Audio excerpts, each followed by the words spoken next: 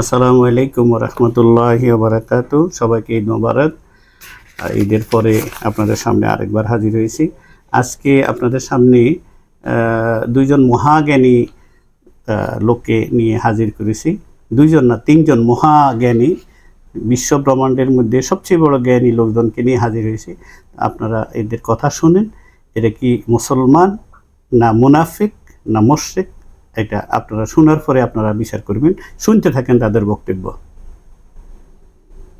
25 বছরে বিশ্বনবী বিয়ে করলেন 40 বছরের এক বুড়ি মহিলাকে।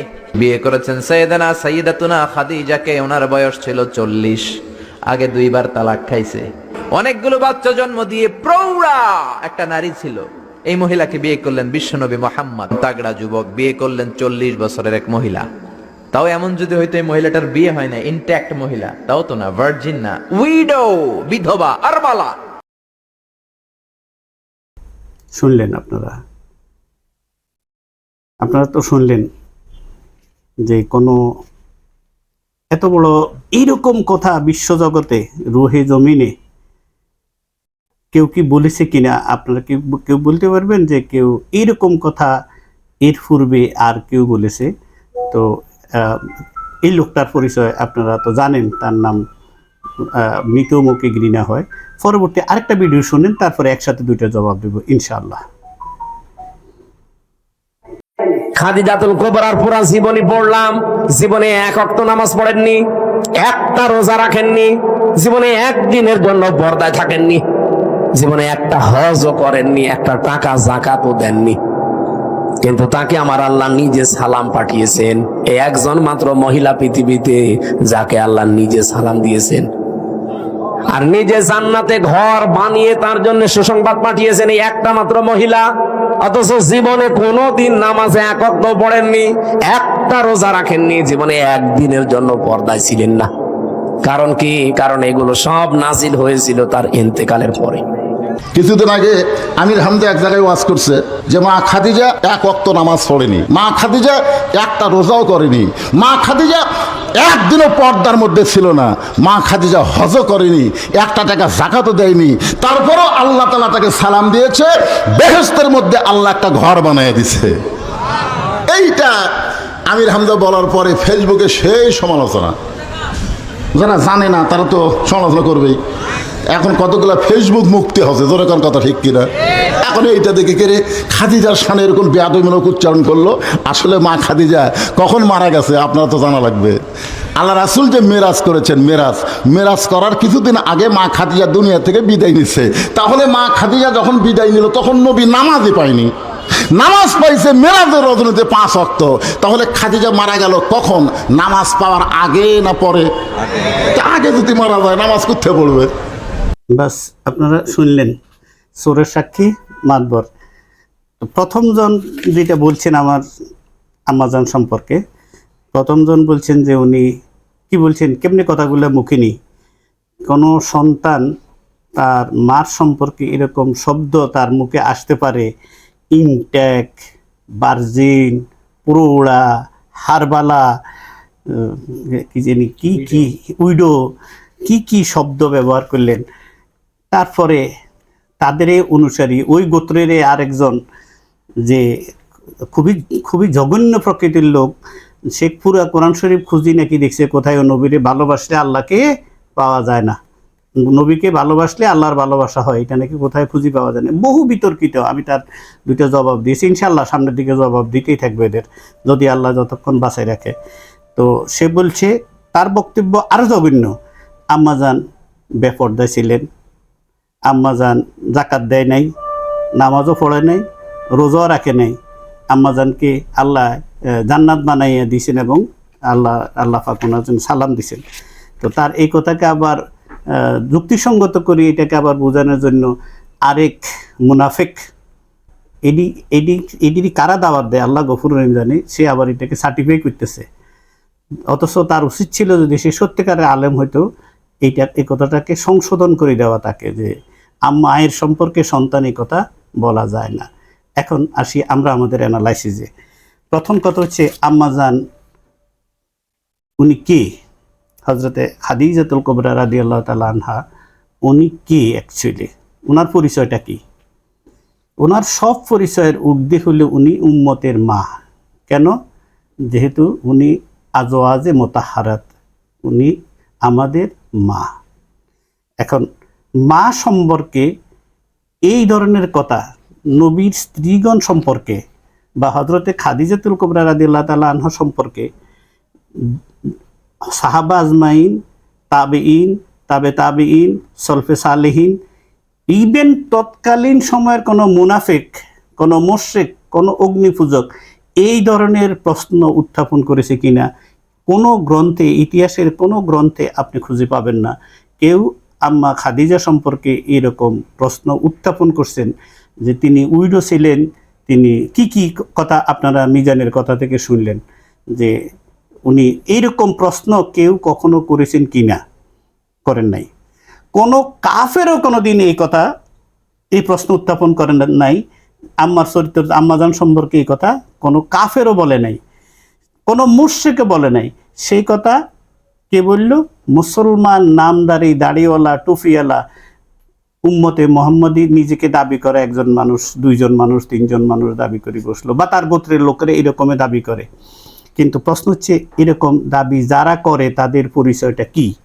আমি কোরআনে মজিদে যাব, সূরা আহজাব 33 নম্বর সূরা 6 নম্বর আয়াতটা আপনাদের সামনে পড়ব। আউযু বিল্লাহি মিনাশ শাইতানির রাজিম, বিসমিল্লাহির রাহমানির রাহিম। আন-নাবিয়্যু আওলা বিল মুমিনিনা মিন আনফুসিহিম ওয়া আজওয়াজুহু উম্মাহাতুহুম। এটা হলো নবী হচ্ছেন, আল্লাহ পাক বলতেছে এই নবী হচ্ছেন তোমাদের প্রাণের হকদার। তোমাদের যে প্রাণটা আছে, তোমাদের যে টিকটিক করে, যে টিকটিক করি তোমাদের যে প্রাণের স্পন্দনটা চলে, আমার নবী হচ্ছে এই তোমার প্রাণের হকদার। আমার নবী হচ্ছে তোমার প্রাণের থেকে বেশি নিকটে। আমার নবীর অধিকার হচ্ছে তোমার প্রাণের থেকে বেশি। যতক্ষণ তুমি এই পর্যায়ে না নিতে পারো, তুমি তো মুমিন হইতে পারবে না, তোমার ভিতরে ঈমান ডুববেই না। তো আল্লাহ পাক প্রথমত ঈমানের সংজ্ঞা দিয়েছেন যে যদি তুমি মুমিন হইতে হয়, তাহলে মুমিন হওয়ার শর্তেই হচ্ছে নবী প্রাণের থেকে বেশি হকদার, নবী আমার প্রাণের থেকে বেশি নিকটে। নবী আমার প্রাণের, যখন নবীর প্রশ্ন আসবে তখন আমার জানটা নবীর জন্য উৎসর্গ করে দিতে হবে। সূরা তওবাতে আল্লাহ পাক বলেছেন, কুল ইন কানা আবাউকুম আবনাউকুম ইখওয়ানুকুম আজওয়াজুকুম আশিরাতুকুম আমওয়ালুন ইকতারাফতুমুহা ওয়া তিজারাতুন তাকশাউনা কাসাদাহা ওয়া মাসাকিনু তারদাউনাহা আহাব্বা ইলাইকুম মিনাল্লাহি ওয়া রাসূলিহি ওয়া জিহাদিন ফি সাবিলিহি ফাতারাব্বাসু হাত্তা ইয়াতিয়াল্লাহু বিআমরি ওয়াল্লাহু লা ইয়াহদিল কাওমাল ফাসিকিন। আল্লাহ রাব্বুল বলতেছে, তোমার পিতা, তোমার মাতা, তোমার ভাই, তোমার বোন, তোমার স্ত্রীগণ, তোমার সন্তানগণ, তোমার টাকা পয়সা, ধন দৌলত, ব্যবসা বাণিজ্য, তিজারা যা আছে, ইভেন তোমার নিজের প্রাণ থেকে বেশি প্রিয় যদি আমার রসুল না হয়, তাহলে কি করো? তুমি অপেক্ষা করতে থাকো। আমার রসুল যদি বেশি প্রিয় না হয়, আল্লাহ এবং রসুল যদি বেশি প্রিয় না হয়, তো রসুল প্রিয় হওয়া মানে আল্লাহ প্রিয় হওয়ার। আল্লাহকে পাবেন কোথায়? আল্লাহ প্রিয় হওয়ার জন্য। রসুল প্রিয় হইলেই আল্লাহ প্রিয় হয়ে যায়, যে রসুলের হয়ে যায় সে আল্লাহর হয়ে যায়। তো আল্লাহ বলতেছে যদি সেই পর্যন্ত তুমি না, ফাতার আব্বাসু, অপেক্ষা করতে থাকো, হাত্তা ইয়াতি আল্লাহু বিআমরি, আমি আমার হুকুম নিয়ে আসতেছি, আযাব নিয়ে আসতেছি তোমাকে সাজা দেওয়ার জন্য। আল্লাহ ফাসিকদেরকে পছন্দ করেন না। সুতরাং নবী যতক্ষণ পর্যন্ত সব কিছু থেকে, আমার জান এবং আমার মাল সব কিছু থেকে বেশি প্রিয় না হবে, ততক্ষণ পর্যন্ত ঈমান ডুববেই না। সেই জন্য আম্মা জানেদের কথা বলতে গিয়ে আল্লাহ রাব্বুল আলামিন আগে বলতেছে, এই আয়াতের শুরুতে বলতেছে, মুমিন হচ্ছে তারা যাদের প্রাণের থেকে বেশি নিকটে হবে আমার নবী, যারা নবীকে নিজের প্রাণের থেকে বেশি হকদার, নিজের থেকে নিজের প্রাণ নবীর জন্য উৎসর্গ, মানে নবীর বেলায় আসলে, নবীর প্রসঙ্গে আসলে, যখন নবীর স্বার্থে আসবে, তখন আমার প্রাণ সেখানে কোনো ভ্যালু নেই, আমার নবীর জন্য সেটা উৎসর্গ করতে হবে। তো আল্লাহ পাক আগে মমিনের সংজ্ঞা দিচ্ছে, সে হচ্ছে মমিন, বিল মুমিনিনা, যদি তুমি মমিন হও তাইলে নবী তোমার নিকটে, যদি মমিন না হও তাইলে তুমি এই অবস্থা তোমার ভিতরে সৃষ্টি হবে না। তখন তুমি বলবা নবী অশিক্ষিত, নবী লেখাপড়া জানতেন না, নবী 1 2 3 4 5 6 নবীর কাছে মিস্টেরিয়াস মনে হইতো, কারণ নবীকে আল্লাহ শিখে নেই। অথচ আল্লাহ বলতেছে আর রহমানু আল্লামাল কোরআন খালাকাল ইনসান আল্লামাহুল বায়ান। আমি রহমান কে, কেন কে? আমি হচ্ছি সেই যে আমার এক বান্দাকে কোরআন শিক্ষা দিয়েছি, দিয়া দুনিয়াতে প্রেরণ করেছি। কতটুকু শিক্ষার্থী? আল্লাহ মাহুল বায়ান, শুরু থেকে শেষ, শেষ থেকে শুরু, আমি কোনো কিছু আর বাকি রাখি নাই, সব কিছু আমার বন্ধুকে আমি শিক্ষা দিয়ে দুনিয়াতে প্রেরণ করে দিয়েছি। আমার নবী দুনিয়াতে আসি কোরআন শিখে নাই, কোরআন আল্লাহ রাব্বুল আলামিন শিক্ষা দিয়ে আমার নবীকে দুনিয়াতে প্রেরণ করেছেন। এই জন্য আমার নবী যখন মক্কায় থাকে কোরআন মক্কি, আমার নবী যখন মদিনায় থাকে কোরআন মাদানি। আমার নবী কোরআনের পিছনে পিছনে ছুটে না, কোরআন আমার নবীর পিছে পিছে ছুটে। সুতরাং আল্লাহ রাব্বুল আলামিন এই আয়াতে করিমার ভিতরে যেটা বুঝাই দিয়েছেন, যদি তুমি সেরকম হও, কি তোমার জান তোমার নবীর জন্য উৎসর্গ, তোমার জান থেকে তোমার নবী বেশি প্রিয় হয়, তাহলে নবীর স্ত্রীগণ হবে তোমাদের মা। বাস এখান থেকে যাইয়া এখন যে নবীর তারাই নবীর আজওয়াজে মুতাহারাতকে নিজের মা হিসাবে কবুল করবেন, মা হিসাবে মেনে নেবেন, মা হিসাবে মাথার তাজ বানিয়ে রাখবেন। তারা করবেন যাদের ভিতরে ঈমান আছে। যে সন্তান, যেই ব্যক্তি, যেই গোষ্ঠী নিজের মার চরিত্র নিয়ে কথা বলবে, মা ইনটেক ছিল না, মা পর্দা ছিলেন, বেপর্দা ছিলেন, মা যাকাত দিত না, তার ভিতরে ঈমানের লেশ মাত্র নাই। আল্লাহর কসম করে বলতে পারি এদের কারো ভিতরে ঈমান নাই। এরা প্রত্যেকেই কি বলে মুনাফিক। মুসলমানদের সুরতে এই গোষ্ঠী, এই জাত, এই বংশের লোকেরা প্রত্যেকেই হচ্ছে মুনাফিক। কারণ মুনাফিক আব্দুল্লাহ ইবনে উবাই গ্রুপটা ছিল, এই মুনাফিকের গোষ্ঠী যে কিয়ামত পর্যন্ত থাকবে না, এটা হইতেই পারে না। কারণ কিয়ামত কোরআন শাশ্বত, কোরআন যেহেতু কিয়ামত পর্যন্ত, মুনাফিকের গোষ্ঠীগুলোও কিয়ামত পর্যন্ত থাকবে। এরা দেখতে শুনতে সুশ্রী হবে, কথাবার্তা সুন্দর হবে, ইংরেজি বাংলা মিলাইয়া হবে, এদের কথা শুনলে আপনি বিমোহিত হয়ে যাবেন। তো সেটাই আজকে আল্লাহ রসুল বলে গেছেন এদের চেহারা কেমন হবে, এরা কিভাবে কথা বলবে। তো আজকে আমরা সেগুলো মিলেই দেখতেছি যে যারাই রসুলে পাকের আজওয়াজে মুতাহারাত সম্বন্ধে এই প্রশ্ন উত্থাপন করে যে ওনা ইনটেক ছিলেন কিনা, উনি ভার্জিন ছিলেন কিনা, এই প্রশ্ন যার মনে আসে, উদ্রেক হয়, এই প্রশ্ন যে করে, সে কখনো মুমিন হইতে পারে না। সে হচ্ছে নিঃসন্দেহে মুনাফিক। আর মুনাফিকের সাজা হচ্ছে আল্লাহ রাব্বুল আলামিন কাফেরকে যে সাজা দিয়েছেন, সে সাজা, মুনাফিকদের সাজা কাফেরদের থেকে কঠিন। মুনাফিকদের হচ্ছে একসাথে দোজকে শিকল বন্দি করে ফেলাই দিবে, আর মুনাফিককে কাইটটা লবণ লাগাইব, কাইটটা চিনা লবণ লাগাইব, মরিচ লাগাইব, আবার কাটবে, আবার লবণ লাগাইব, আবার কাটবে, আবার লবণ লাগাইবে। মুনাফিকের ওরা বলবে না আর মারিও না, খালি দোজকে ফেলাই দাও, কিন্তু আল্লাহ বলবে না, তোরা ছাড়া যাবে না। তো এত বড় গোস্তাকি করছ। সুতরাং যারাই নবীর আজওয়াজে মুতাহারা আম্মা খাদিজা সম্পর্কে এই প্রশ্ন উত্থাপন করছেন, এই প্রসঙ্গ আনছেন, এই প্রসঙ্গের আনার এখতিয়ার তাদের নাই। যারা এই প্রশ্ন করলেন তারা নিঃসন্দেহে আবারও বলি, খোদার কসম করে বলি, এরা কেউ মুমিন হইতে পারে না। এরা প্রত্যেকেই মুনাফিক।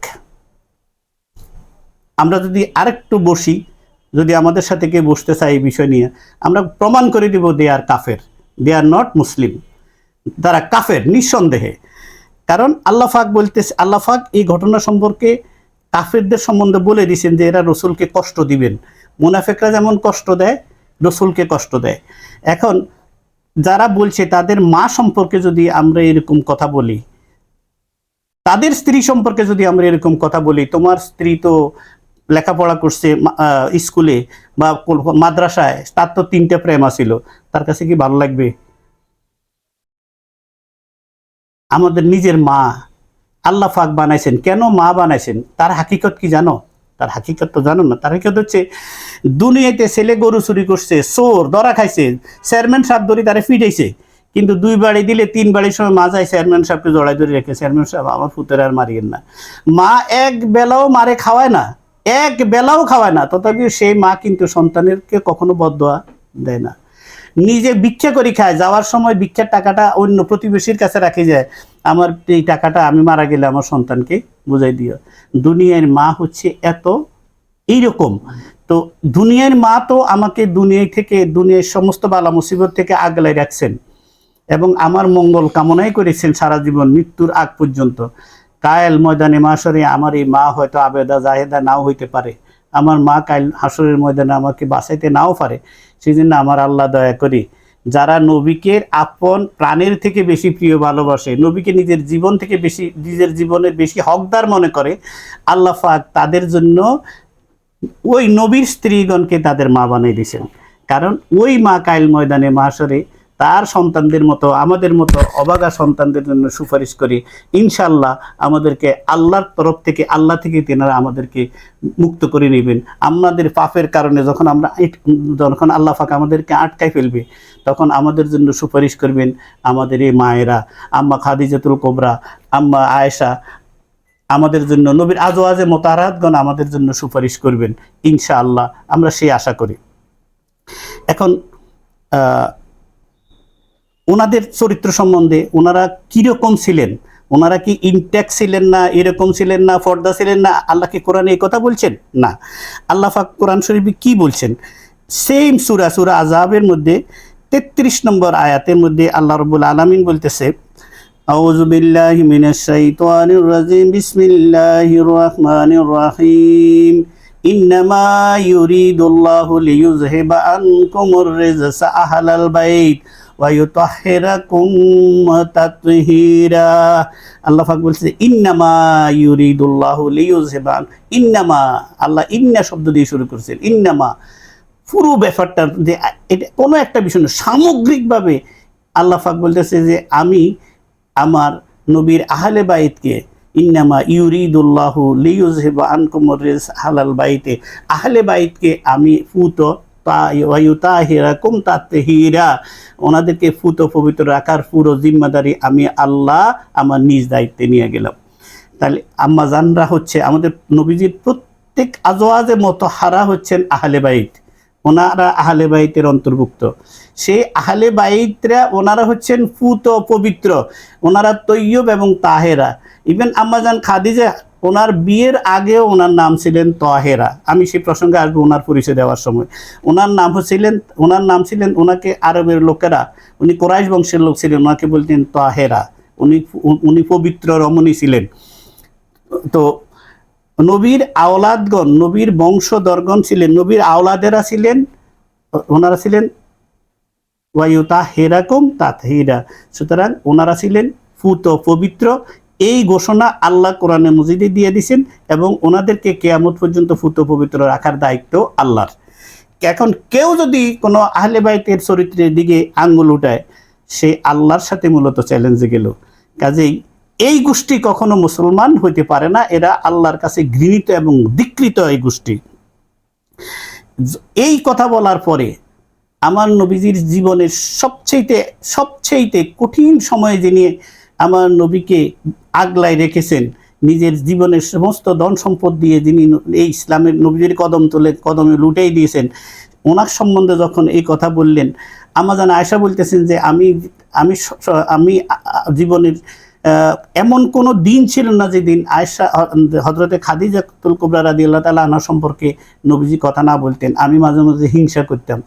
তো যখন আমি একদিন কথা বললাম, নবীজি বলছেন যে খাদিজা এমনই ছিল যে যার কথা আমাকে সবসময় বলতে হবে। তিনি এমনই ছিলেন, যখন কেউ ওনার পাশে নাই, সমস্ত মক্কার লোকেরা যখন ওনার বিরুদ্ধে, তখন 2 জন লোক, 1 হুজুরের চাচা আবু তালেব, 2 আমাদের মা খাদিজাতুল কুবরা, যিনি সারা দিনে কাফেরদের অত্যাচারে জর্জরিত হয়ে যখন দয়াল নবীজি ঘরে ফিরতেন, যিনি তার বুকের স্নেহ দিয়ে, পরম স্নেহ দিয়ে আমার দয়াল নবীকে আগলে রেখেছেন, তিনি আমাদের আম্মা, তিনি আমাদের মা তো ওনাকে যখন ব্যথা দিয়ে কথা বলে, আর উম্মতে মোহাম্মদী তুমি যদি চুপ থাকো খোদার গজব পড়বে তোমাদের উপরে যদি তোমাদের জবান বন্ধ রাখো।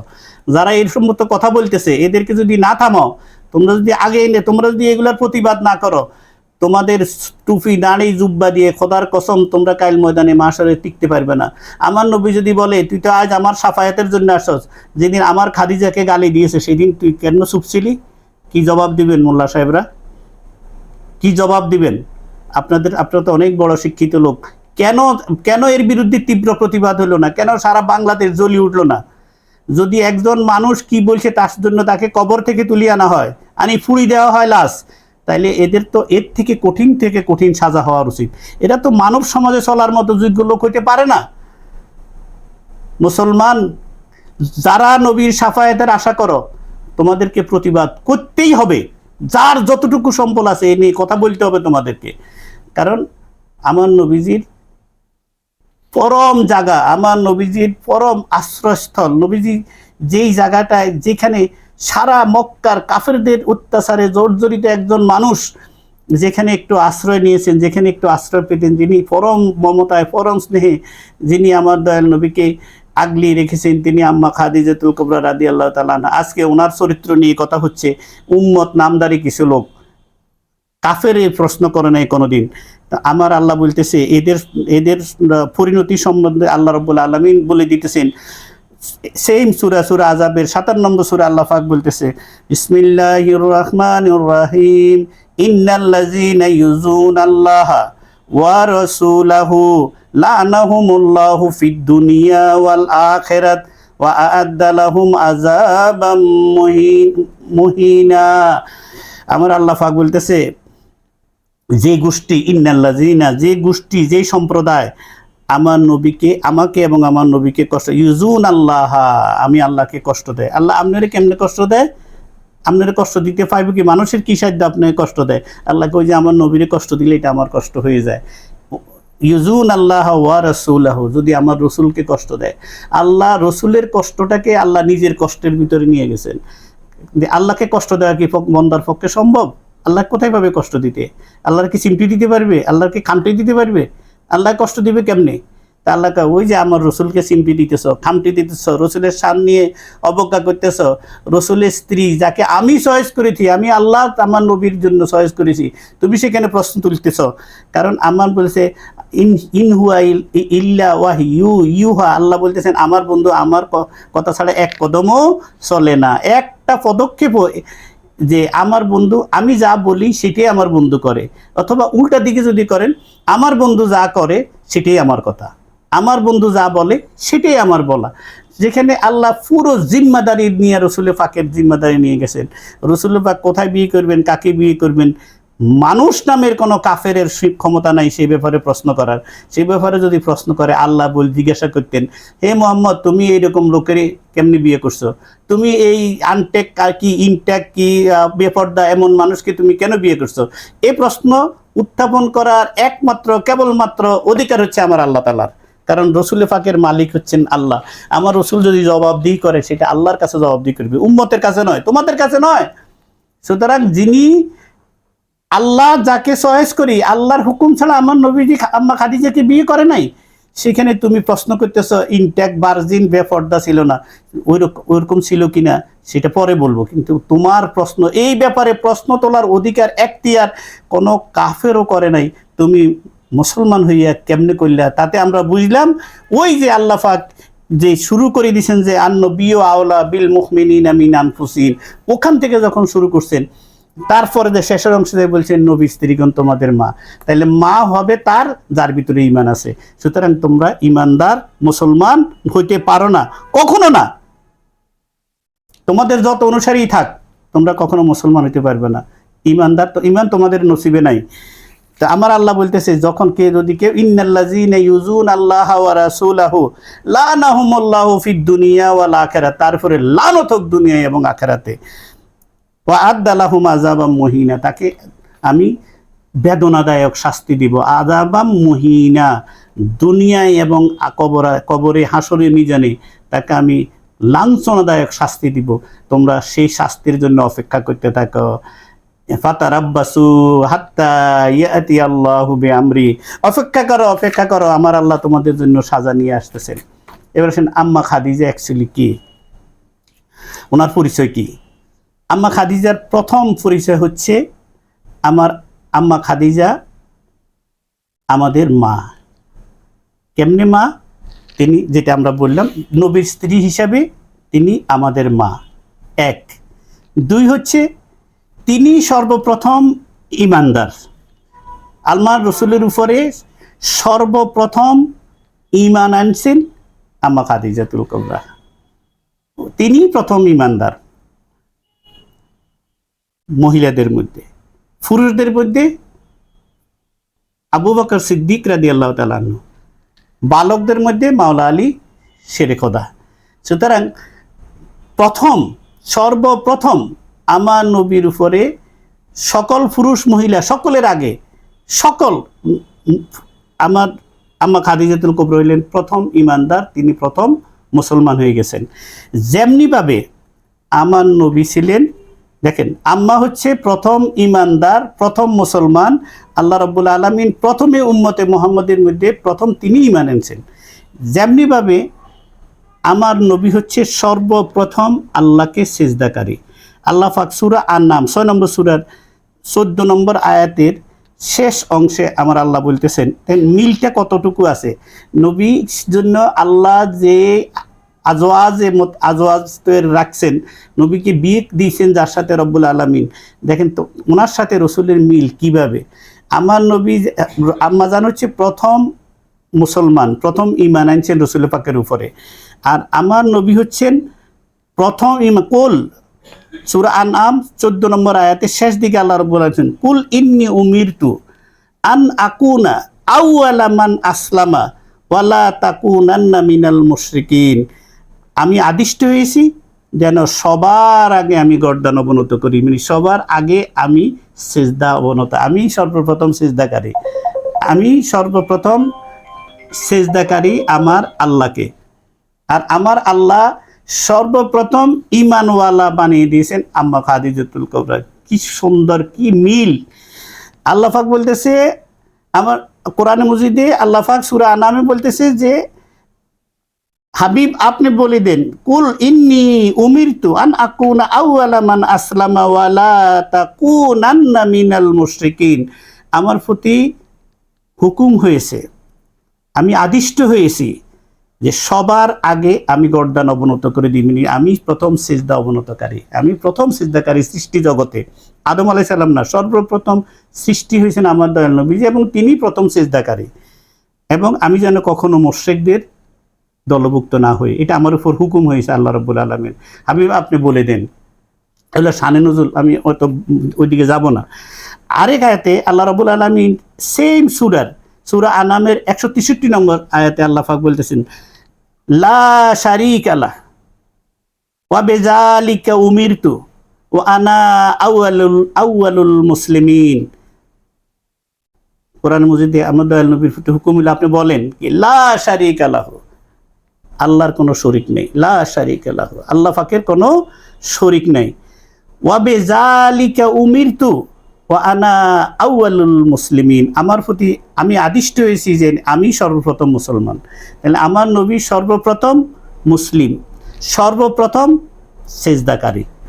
আর আম্মাজান হচ্ছে, আম্মা খাদিজাতুল কুবরা হচ্ছে সর্বপ্রথম ঈমানদার, সর্বপ্রথম মুমিনা।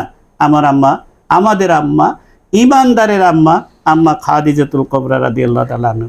আল্লাহ ওনার সাথে আমার নবীজির শাদী মোবারক করেছেন।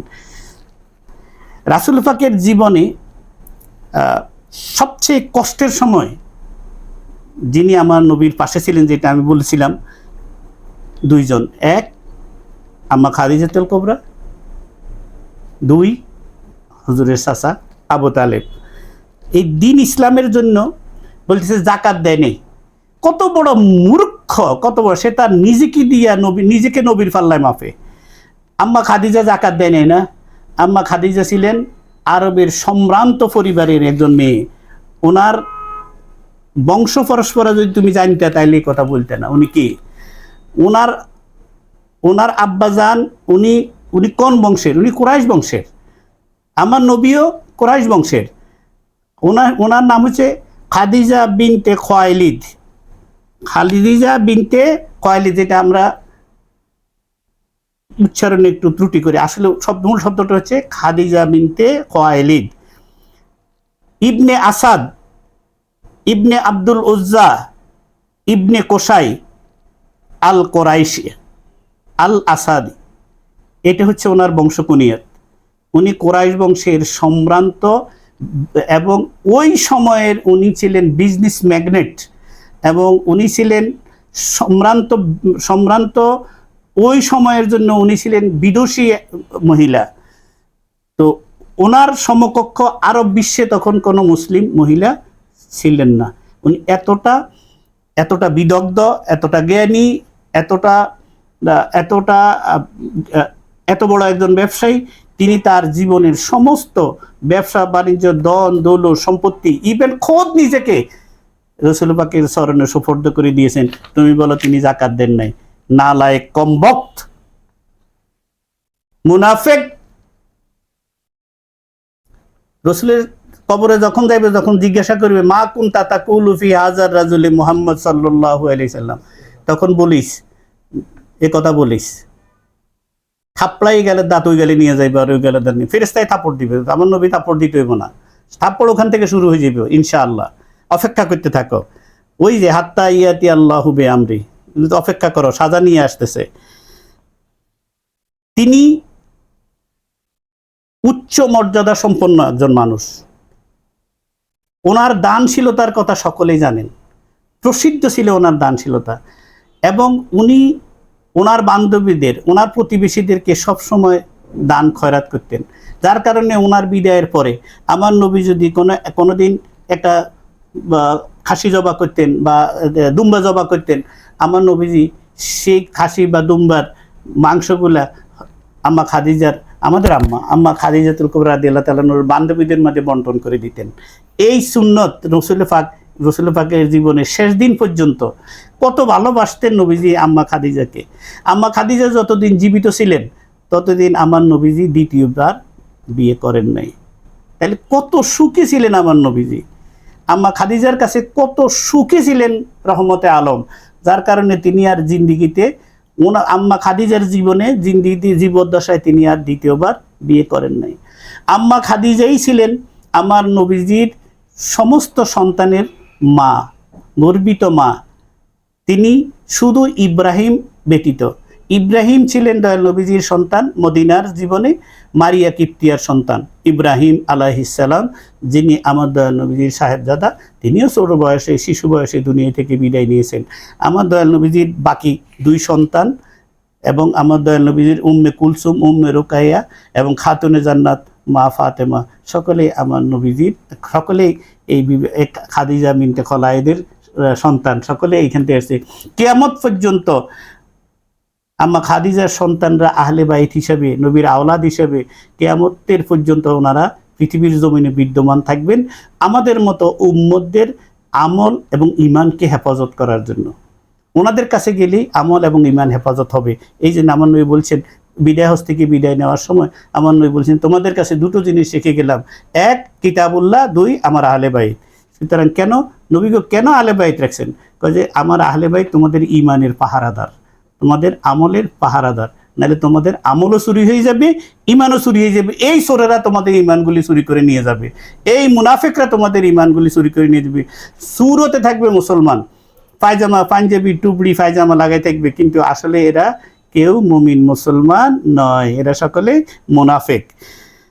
আমার নবীজি যখন হেরা গুহায় 40 দিন একটানা থাকতেন, 7 দিন থাকতেন, 10 দিন থাকতেন, আল্লাহ পাক আমাকে নিয়েছে, আমি কোথায় নবীজির গড়, কোথায় হেরা গুহা, 3 মাইলের অধিক রাস্তা। এই রাস্তা, পুরোটো রাস্তা, আজকের এই রাস্তা তো তখনকার সময় এরকম ছিল না। এই রাস্তা পথ ধরে একজন মহিলা আল্লাহু আকবার, আল্লাহু আকবার, আল্লাহু আকবার, যিনি তার স্বামীর জন্য খাবার নিয়ে সেই হেরা গুহায় যেতেন, তিনি আম্মা খাদিজা। তার সম্পর্কে কথা বলো, নালত হোক তোমাদের উপরে, নালত হোক তোমাদের জবানের উপরে। যারা চুপ করে আছো তোমাদের উপরও নালত হোক। এত কষ্টের পথ পাড়ি দিয়ে দয়াল নবীজির জন্য খাবার নিয়ে সেখানে যেতেন। জিবরিল আমিন চলে আসলেন, আসি বলতেছেন খাদিজা তো আপনার জন্য খাবার নিয়ে আসতেছেন, একটা সুসংবাদ দেন খাদিজাকে, বলেন আল্লাহ ওনার জন্য, আল্লাহ ওনাকে সালাম দিয়েছেন। নবী গো, আল্লাহ তো সালাম দিয়েছে, আমি জিবরাইলের পক্ষ থেকে আমার জিবরাইলের সালামটাও আপনি খাদিজাকে দেন। তিনি আম্মা খাদিজা। কার সম্বন্ধে কথা বললা? কাফেরের দল, কার সম্বন্ধে কথা বলো?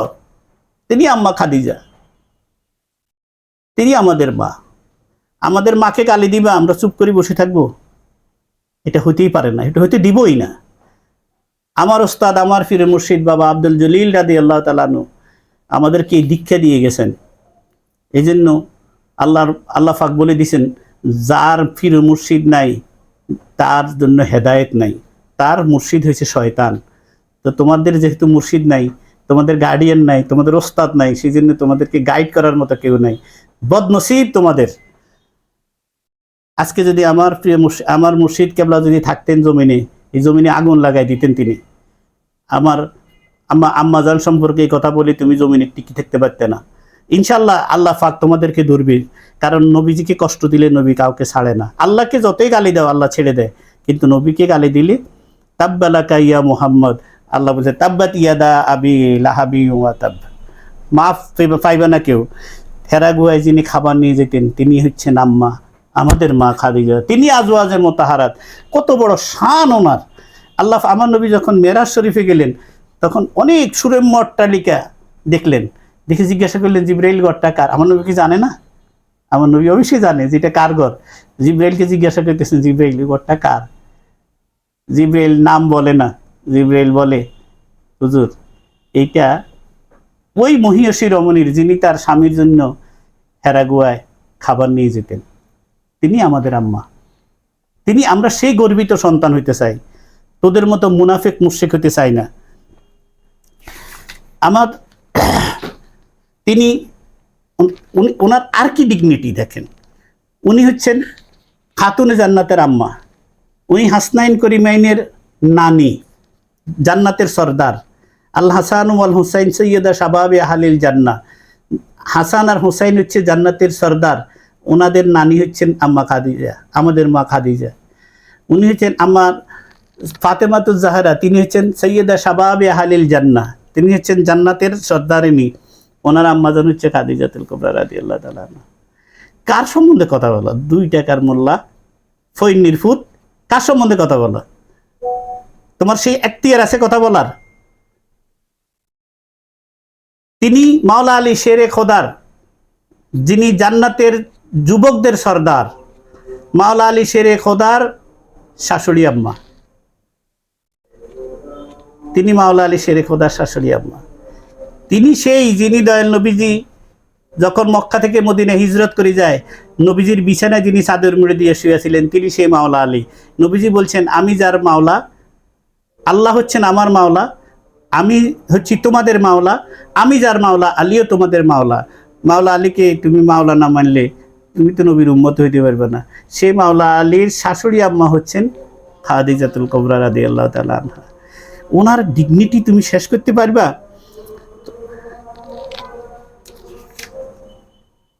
আমার দয়াল নবীজির আমরা দয়াল নবীজি যখন হেরা গুহা থেকে আসলেন, জিবরিল আমিন যখন আসি বললেন যে ইকরা বিসমি রাব্বিকাল্লাযী খালাক, যখন এই আয়াতে করিমা নিয়ে আসলেন, তখন আমার দয়াল নবীজি ওখান থেকে হেরা গুহা থেকে আসার পরে যখন ঘরে ফিরলেন, তখন আম্মা খাদিজাতুল কুবরা আমার দয়াল নবীজিকে কি বলেছিলেন, এই বিষয়টা খুবই জরুরি।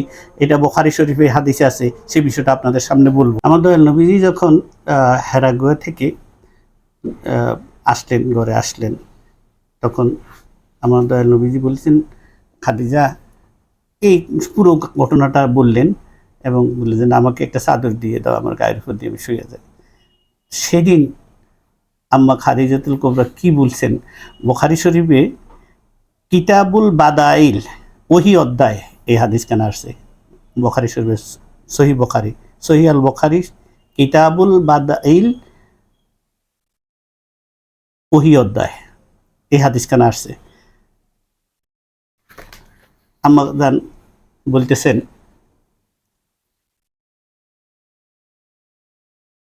কাল্লাহ ওয়াল্লাহি লা ইউখজিকাল্লাহু আবাদা। হাবিব, ইয়া রাসূলুল্লাহ, আপনি আল্লাহর কসম করে বলতেছি, কাল্লা ওয়াল্লাহি, আল্লাহর কসম করে আমি বলতেছি, লা ইউখজিকাল্লাহু, আল্লাহ আপনাকে অপমানিত করবেন না, আপনি ভয় করেন না। আপনি কে? আল্লাহ রব্বুল আলামিন। আমি আল্লাহর কসম করে বলতেছি। মোল্লা, তুমি বলো কার সম্বন্ধে কথা বলো? তিনি তখনই বলতেছেন, আল কাল্লা ওয়াল্লাহি, আল্লাহর কসম করে বলতেছি। কি বলতেছি? যে আল্লাহ লা ইউখজিকাল্লাহু আবাদা, আল্লাহ কখনোই আপনাকে আবাদা, আবাদান আবাদা, দুনিয়ায় আখেরাতে কোনো জায়গায় আল্লাহ আপনাকে শর্মিন্দা করবেন না, আপনাকে অপমানিত করবেন না, আপনাকে ছোট করবেন না। সাক্ষী দিচ্ছেন কে? আম্মা খাদিজাতুল কুবরা প্রথম সাক্ষী দিতেছেন। নিজের স্ত্রী স্বামী সম্পর্কে সাক্ষী দিচ্ছেন। কি সাক্ষী দিচ্ছেন? তুমি বুঝো যে আমাদের আম্মা জানের মুমিনের আম্মা জানের কি যোগ্যতা, কি জ্ঞান, কি শিক্ষা, কি দীক্ষা ওনার। এখান থেকে তুমি শিখো। কেন কেন আল্লাহ আপনাকে দিবেন না? এবার উনি বলতেছেন, ইন্নাকা লা তাসিলুর রাহিম, ইন্নাকা লা তাসিলুর রহিম, আপনি হচ্ছেন সকলের প্রতি দয়াময়। কোরআন যাকে বলছে ওয়ামা আরসালনাকা ইল্লা রাহমাতাল লিল আলামিন, তার আগে কোরআন নাজিলের আগেই আম্মা খাদিজা বলতেছেন আপনি হচ্ছেন রহমাতুল লিল আলামিন। দেখো তো আম্মাজানকে আল্লাহ কত জ্ঞান দিয়েছে, আমাদের আম্মাজানকে আল্লাহ কত জ্ঞান দিয়েছে। কে তিনি? কার সম্বন্ধে কথা বলো তুমি? আল্লাহ আম্মাজান বলতেছে ইন্নাকা লা তাসিলুর রাহিম, আপনি সকল সৃষ্টির প্রতি দয়াবান, আপনি সকলের প্রতি রহমান রহিম। ওয়ামা আরসালনাকা ইল্লা রাহমাতাল লিল আলামিন, এই আয়াত তখনও নাজিল হয়নি, কিন্তু আম্মা খাদিজা বলতেছেন এই আয়াত। আম্মা খাদিজা এই আয়াতের নাজিল হওয়ার আগেই তিনি বলতেছেন যে আপনি রহমাতুল লিল আলামিন, আপনি সকলের প্রতি দয়াবান। সেই জন্য আল্লাহ আপনাকে অপমানিত করবেন না, ছোট করবেন না কারো কাছে। ওয়া তাহমিলুল কাল্লাহ, যার কোনো সহায় সম্পত্তি নাই, বিধবা, এতিম, আপনি তাদের সহায়। এতিমদের জন্য আপনি হচ্ছেন সহায়। এতিম যারা এতিম, যাদের বাবা নাই, যাদের সহায় সম্বলহীন, তাদেরকে আপনি আশ্রয়দাতা, আপনি তাদেরকে আশ্রয় দিচ্ছেন। বিধবাদেরকে, যাদের স্বামী নাই, তাদেরকে আপনি সাহায্য করতেছেন, আপনি তাদের আশ্রয়দাতা হয়ে গেছেন। সুতরাং আল্লাহ আপনাকে ছোট করবেন না। ওয়া তাহমিলুল কাল্লা, যার কোনো সহায় নাই আপনি সহায়, অর্থাৎ তাদের দায়িত্ব, যার দায়িত্ব নেওয়ার কেউ নাই, যে এতিম বিধবা, তাদের দায়িত্ব আপনার। ওয়াদ্দোহা সূরার ভিতরে আল্লাহ রাব্বুল আলামিন যে গুণের কথা বলতেছেন, আম্মা খাদিজা সেই কথা আগেই বলতেছেন। ওয়াদ্দোহা ওয়াল্লাইলি ইযা সাজা মা ওয়াদ্দাআকা রাব্বুকা ওয়া মা কালা ওয়ালাল আখিরাতু খায়রুল লাকা মিনাল উলা, আপনার আজকের দিনের থেকে কালকের দিন আরো উন্নত হবে আল্লাহ বলতেছে। আর আম্মা খাদিজা আগেই বলতেছেন যে আপনি কি আল্লাহ শর্মিন্দা করবেন না, আপনার প্রতিটা সেকেন্ড, পরবর্তী সেকেন্ড আরো উজ্জ্বল হবে, আরো সম্মানিত হবে। উলা ওয়ালাল আখিরাতু খায়রুল লাকা মিনাল উলা ওয়ালা সাওফা ইউতিকা রাব্বুকা ফাতারদা আলাম ইয়াজিদিকা ইয়াতীমান, যেটা আমার বলার কথা, আলাম ইয়াজিদিকা ইয়াতীমান ফাআওয়া, আপনি হলেন এতিমদের রক্ষক। আল্লাহ কোরআনে মজিদের আয়াত নাজিল করার আগেই আম্মা খাদিজা রাদিয়াল্লাহু তাআলা আনহা তিনি দয়াল নবীজিকে বলতেছেন, এবং সেটাই আবার আল্লাহ পাক সূরা আদ-দোহাতে উম্মতের জন্য সেটা আবার পাঠাই দিলেন। আম্মা খাদিজার কথা আল্লাহ কত সুন্দর পছন্দ হয়ে গেলেন। যে যাদের কোনো সহায় সম্পত্তি নাই, এতিম অসহায় বাচ্চারা, বিধবা নারীরা, যাদের কিছুই নেই, আপনি তাদের সহায়, তাদের গার্ডিয়ান আপনি। ওয়াতাকসিমুল মা'দুদ, ওয়াতাকসিবুল মা'দুদ, যার কামাই রোজগার নাই, তাদের সহায় সম্পত্তি নেই। একটা হলো এতিম এবং বিধবা, আর এটা হচ্ছে তার সব আছে কিন্তু তার কামাই করার মতো কোনো অবস্থা নাই, সহায় সম্পত্তি নেই। আমার নবীজি তার পাশে সবসময় দাঁড়িয়ে থাকতেন, কারণ তিনি রহমতুল লিল আলামিন, সমস্ত আল্লাহর রহমতের, সমস্ত আল্লাহর সমস্ত খাজানার মালিক হচ্ছেন আমার দয়াল নবীজি। আল্লাহর সমস্ত ধনভাণ্ডারের চাবি হচ্ছেন আমার দয়াল নবীজি। এই কথার সাক্ষী দিতেছেন কোরআন নাজিল হওয়ার আগে আমার মা, আমাদের আম্মা। সেই মা সম্পর্কে কথা বলো তোমরা, কথা বলার আগে জবানে লাগাম দাও।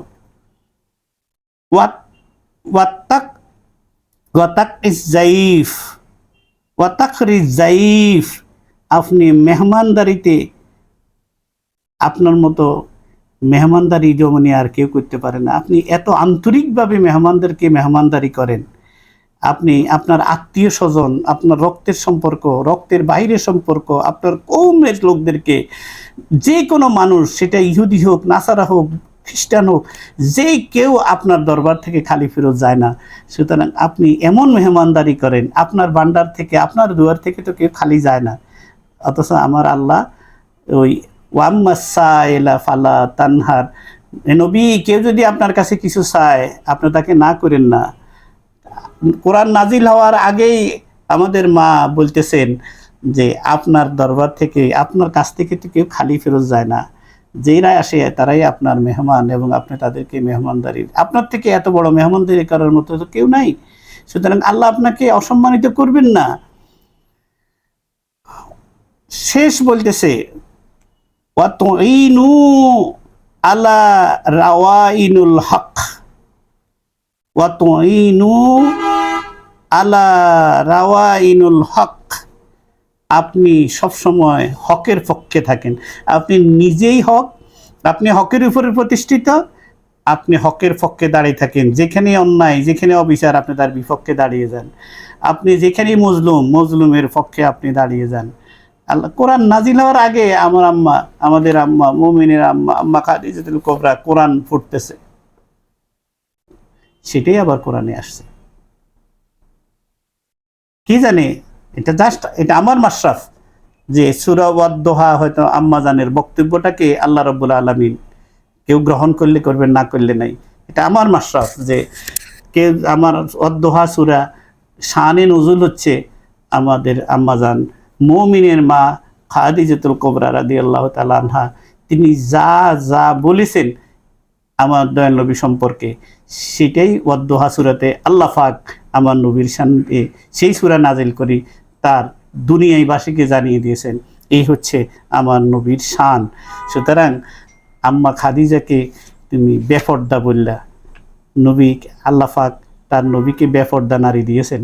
কোন কিতাবে তুমি পাইছো আম্মা খাদিজা বেপর্দা ছিলেন, বলো? সুতরাং জবানে লাগাম দাও, জবানে লাগাম দাও, জবানে লাগাম দাও। নবীর গোলামরা জিন্দা আছে। আমার নবীজি 4 জন নারী সম্পর্কে বলেছেন। আমার বক্তব্য শেষ আমি করতে যাচ্ছি।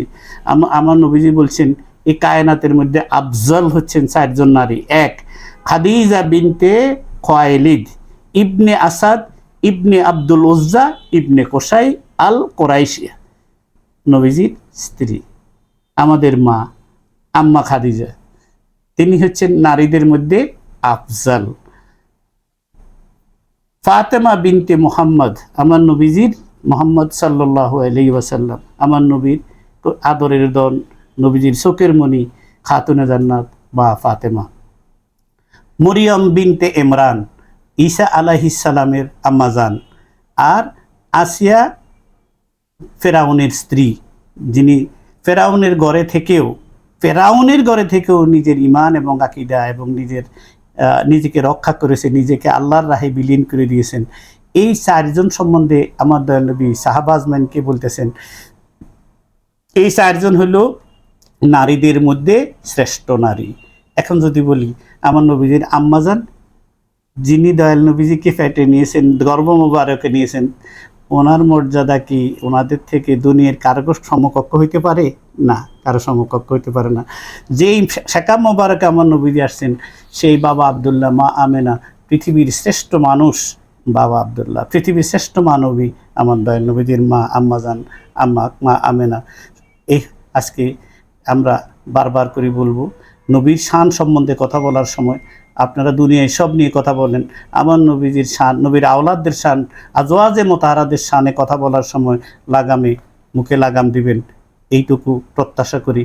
আর আপনাদের কুফুরি এই আকিদাগুলি, কথাবার্তাগুলো বন্ধ করার জন্য উদারত আহ্বান জানাই আমার যুবক ভাইদেরকে, যুবক সন্তানদেরকে, আমার কন্যাদেরকে, আমার মেয়েদেরকে। আপনারা জাগ্রত হন। আপনাদের নবীর স্ত্রী, আপনাদের মাকে বেআব্রু করা হচ্ছে, আপনারা কি কিছু বলবেন না? আল্লাহ পাক আমাদের সবাইকে বলার তৌফিক দেন, আল্লাহ পাক আমাদের সবাইকে বুঝার তৌফিক দান করুন। ওয়া আলাইনা ইল্লাল বালাগুল মুবিন। আসসালামু আলাইকুম ওয়া রাহমাতুল্লাহি ওয়া বারাকাতুহু। আবার দেখা হবে পরবর্তী পর্বে।